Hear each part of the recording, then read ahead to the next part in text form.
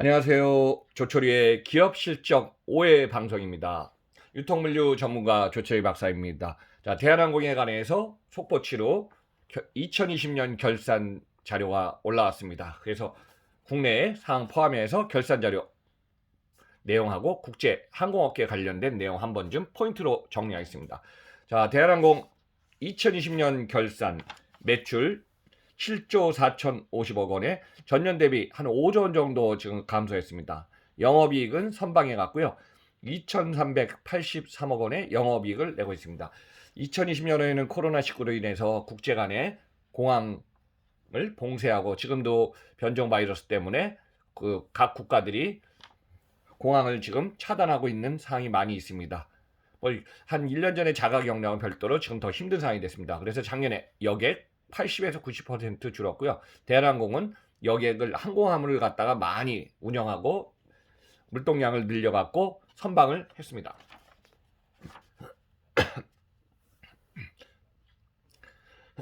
대한항공 여객은 큰 폭으로 줄었지만 화물 사업에 항공화물에 집중해서 영업이익 흑자를 갖다가 유지하다. 자, 작년 코로나19 영향으로 여객이 74% 줄었고요. 대한항공은 화물 매출이 66% 늘어났습니다. 그래서 분기별로 지금 7조 원 이상의 매출 중에 분기별로 1조 원 이상은 항공화물 매출이 달성 실적을 내고 있습니다.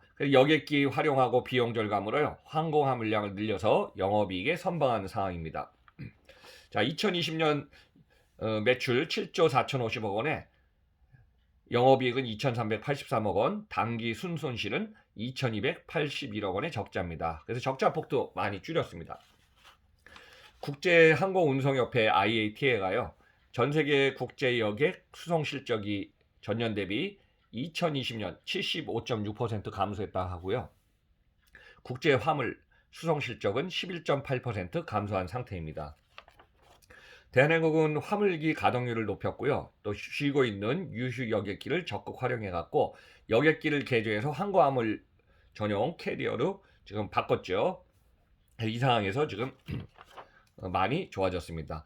자, 주로 이제 어떤 화물을 움직였냐면은 코로나19의 진단 키트, 자동차 부품의 수요가 증가하는 상품들, 최근에 이제 주목되고 있는 반도체, 바이오 관련 부품들의 지금 항공화물 물동량이 늘어났습니다. 그리고 세 번째는 작년에 이제 해상화물도 선봉량을 조정하기 힘들어갖고 수출 물량도 계속 웨이팅 상태에서 지금 기다렸고, 최근에도 해운하고 관련돼서 지금 기업인들한테 물어보니까 뭐 어느 정도 상황은 알지만은 보통 리드 타임이 예측을 못한다 그럽니다. 그래서 아시아 개통 또 미주 개통도요 플러스 일주일 뭐 그 이상 걸리는 상황도 지금 빈번히 발생하는 게 지금의 현실이라고 합니다. 그래서 지금 해상 운송 수요가 지금 항공 운송 수요로 작년에 몰린 것도 큰 영향으로 볼 수가 있을 것 같습니다. 그래서 화물의 공급량이 여객기 여러분들 이제 비행기 타다 보면 우리가 보면은 여객기에 그 패신저가 타는 거 밑에 이제 화물들을 갖다가 이제 항공이 되든 EMS 화물이 되든 일반 화물을 넣거든요. 그걸 갖다가 여객기 하부 화물칸인 벨리 수송이라 그러는데 그 벨리 수송이 많이 줄었습니다. 그래서 이제 대형 화물기 23대를 활용해 갖고요. 가동률을 25% 늘렸고요. 또 여객기를 개조해 갖고 화물기로 운항하면서 연간 4,500편 이상 항공화물 운송을 실행했다고 합니다. 또 여기에는 이제 주요한 이익률을 발생했었던 건 뭐냐면 항공 회사들은 보면은 저기 1배럴당 유가의 가격이 상당히 중요하거든요. 근데 작년에 유가가 선물 거래에도 당일 2월인가 제가 3월로 기억하는데 마이너스로 내려간 적도 있었고요. 평균적으로 유가가 20, 30 정도 유지하다가 다시 회복돼서 40, 50 하다 최근에 이제 1배럴에 60달러 선을 지금 올라갈 걸로 예상하고 있습니다. 그래서 이제 작년에가 평균적으로 유가가 너무 저렴한 것도 큰 혜택을 본 것 같습니다. 또 연료 소모량과 항공유 비용이 낮아졌고요. 시설 이용료 등 비용도 많이 감소한 것이 여기에 주요 요인이 되고 있습니다. 자, 올해는 2021년 3월에 3조 3천억 원 규모의 유상 증자를 지금 진행하고 있어 갖고요. 유동성 자금을 빨리 확보해서 재무 구조 개선을 해야 하는 상황이 또 중요합니다. 그리고 아시아나 항공하고 경영 통합에 관한 얘기도 있기 때문에 이 사항을 어떻게 될지 이것도 한번 좀 주목해야 볼 걸로 보고 있습니다. 자, 2005년 오늘 금요일 코스피는 3120으로 마감했고요. 코스닥도 967인데 코스피에 되어 있는 주가는 3만 원으로 마감했고요. 시가총액은 대한항공 5조 2263억 원을 나타내고 있습니다. 그리고 매출 규모 한번 좀 최근에 사항을 보니까요. 2019년 12월 결산 12조 6834억 원, 2018년은 13조 116억, 이때가 가장 많았네요. 그리고 2017년 12조 922억 원의 매출에 영업이익은 2019년 2575억, 2018년 6712억, 2017년 9398억. 영업이익은 2017년이 거의 1조 원에 가까운 큰 이익을 냈습니다. 그래서 이제 이런 상황이 지금 대한항공이다 보니까 지금 글로벌의 경쟁 항공사는 어떤 상황일까요? 한번 좀 글로벌 경쟁 항공사 지금 평균 2조에서 3조 정도 지금 최저 영업 손실이 크고요. 많게는 10조 원 이상의 영업 손실을 내는 항공사도 있습니다. 그래서 글로벌 항공사 대한항공의 매출이 5조 원 줄어도 지금 선방한 거에 비해서 글로벌 항공사들은 여객이 큰 폭으로 감소해갔고요. 영업사항이 악화되고 있는 상태입니다. 자, 델타항공, 아메리칸항공, 유나이티드 항공은요. 미국의 항공사는 수십조 원의 정부 지원금을 받았지만요. 60억 달러에서 120억 달러의 적자가 발생합니다. 그러니까 한국 돈으로 6조 원에서 13조 원 정도 규모의 적자가 예상되고요. 또 일본의 항공사가 두 개 있죠. 전일본 공수 ANA하고 자펜 에어라인이 있는데요.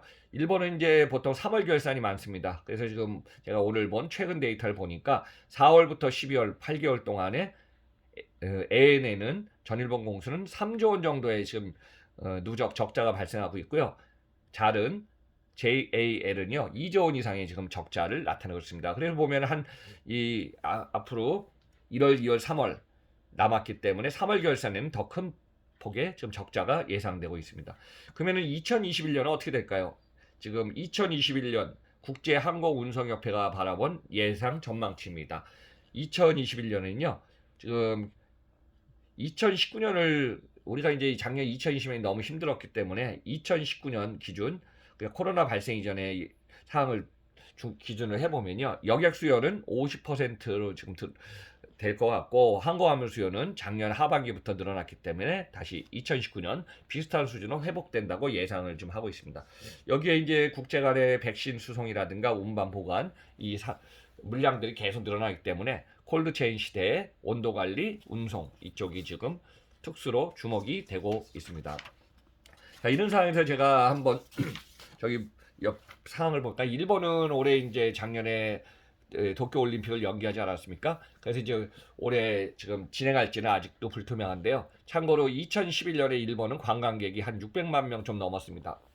게다가 2019년에 최고의 피크 때는 3,200만 명까지 관광객이 들어갔고 2020년 코로나가 오기 전에는 4천만 명 이상의 관광객이 될 거다 했는데 실제 뚜껑을 열어보니까 코로나19의 영향으로 일본은 여객 화물에 대해서 거의 한 90에서 95% 외국인에 대한 수요가 뚝 떨어졌습니다. 그래서 이 정도로 일본의 지금 항공업계, 그런 공항 관련, 그 다음에 국내 이 관련된 여객 수요는 큰 폭으로 지금 줄어든 것이 지금의 현실입니다. 그 대한항공 글로벌 항공사들이 상당히 힘든 상황이 있음에도 대한항공은 선방했다고 속보치로 대한항공의 2020년 실적 결산을 좀 가져왔습니다.